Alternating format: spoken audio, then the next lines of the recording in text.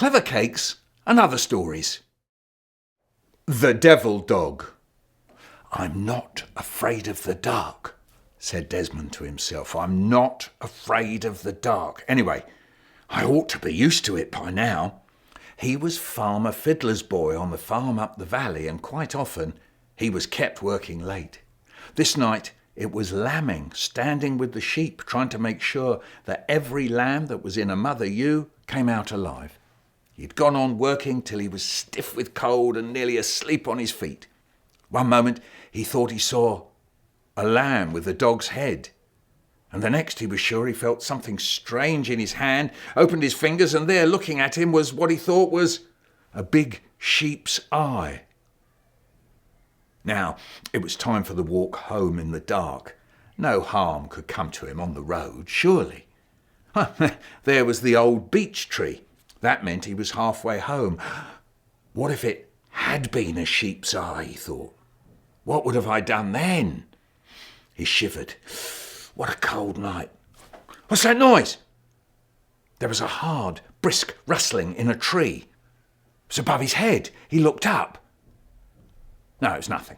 Just the line of the branches, cutting up the sky. He walked on.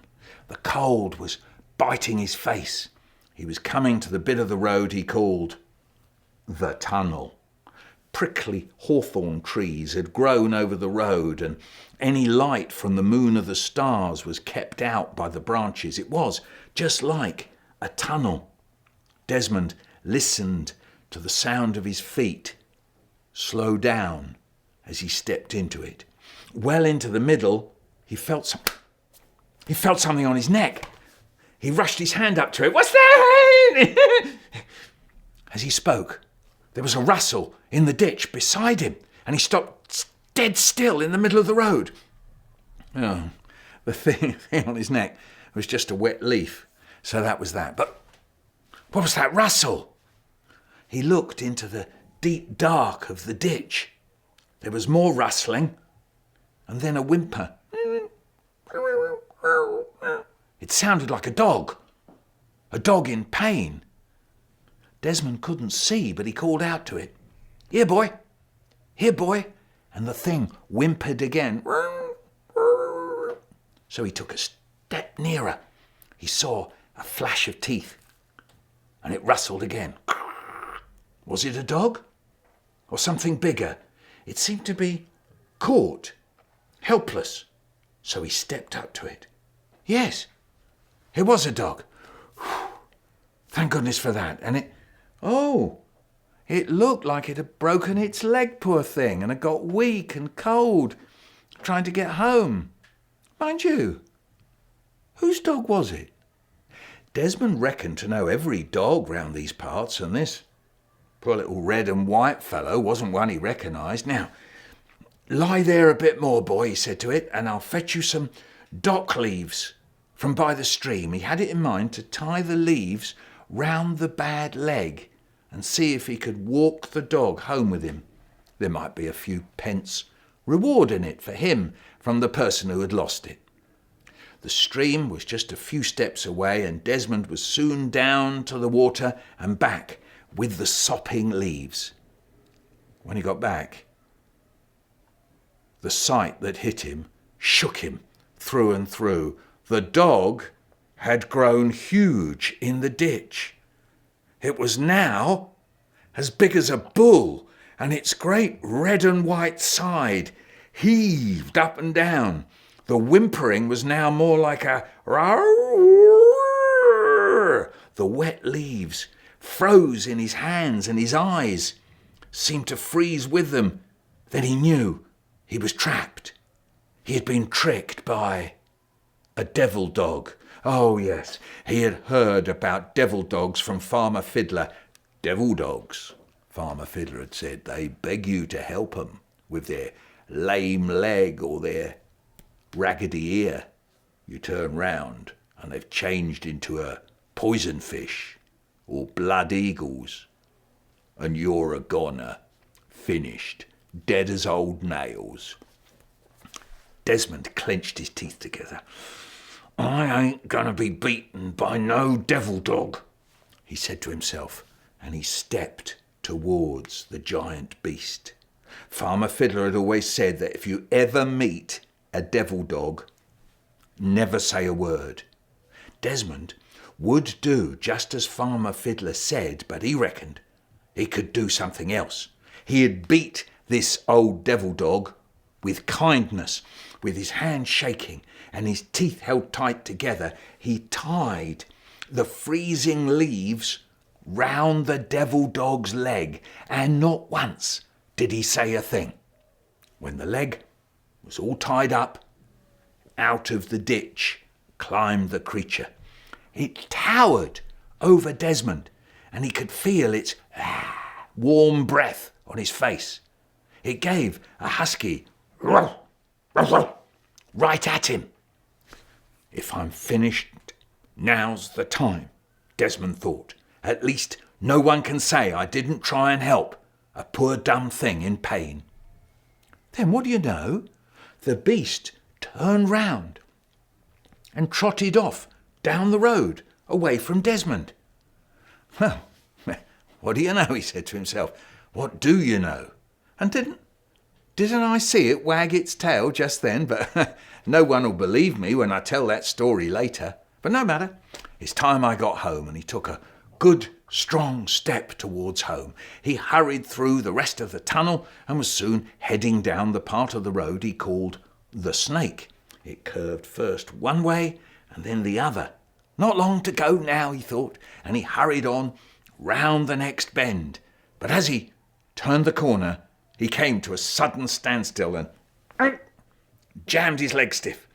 In the middle of the road stood a huge, dark-coated goat with bright green eyes and terrible hoofs and horns. Desmond stared at it. Something in the back of his mind talked to him. Hadn't he heard once of a boy who was stopped on the road by a giant sheep, and had turned and run screaming, and hadn't this giant sheep galloped right over him, crushing him with its giant hoofs? And didn't the people who told him the story say that the boy's terrible mistake was to turn and run? If he had stood and faced up to the creature, he'd have been all right. So Desmond did just that. He stood and faced up to the horrible goat.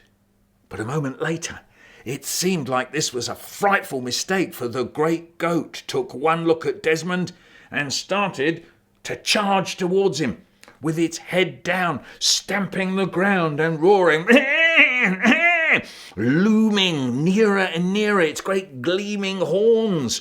Now is the end, said Desmond. Now is the end, but don't turn, Desmond boy, don't turn round.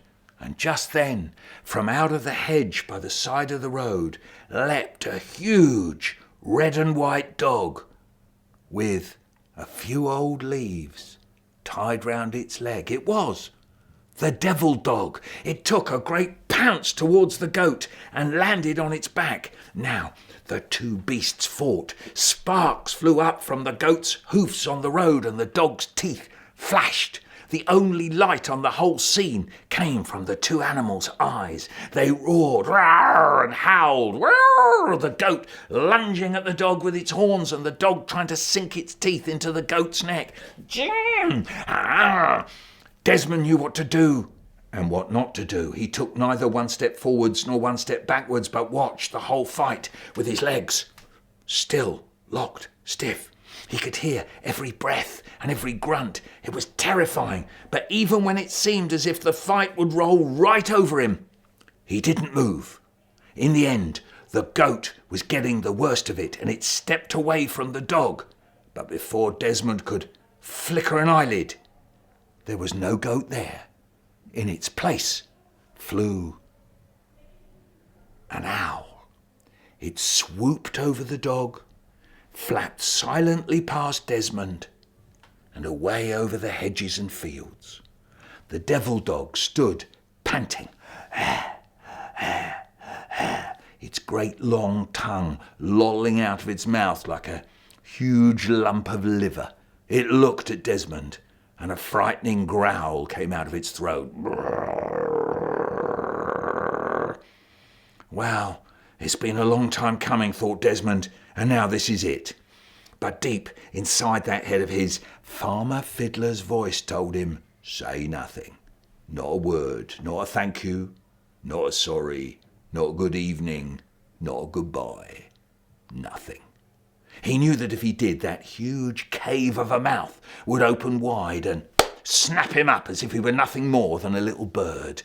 But the great devil dog stood in his way, and Desmond had to get home. He couldn't stay here all night. If these beasts didn't get him first, he'd freeze to death. So, without so much as an excuse me or a please, Desmond walked first towards and then past the devil dog. It stayed just where it was until Desmond had left it behind him. How he would have loved to have looked behind him, though. How he would have loved to glance over his shoulder to make sure he was safe, or to have one last glimpse of the great beast. But he knew not to. No one looks back at a devil dog and lives to see a new day. On he walked, on, and believe it or not, he didn't see another creature along the rest of the road that night. He never turned back all the way home. And he never spoke of the things that happened that night to anyone at all. Not even me. Now, it would be great if you subscribed. That is, you become a subscriber. Look out for the subscribe button. What happens, you see, is that I make new vids every few months, and then I post them up one a week for a while. So if you subscribe, you get to see the new ones just as they come hot off the press. Eeeew.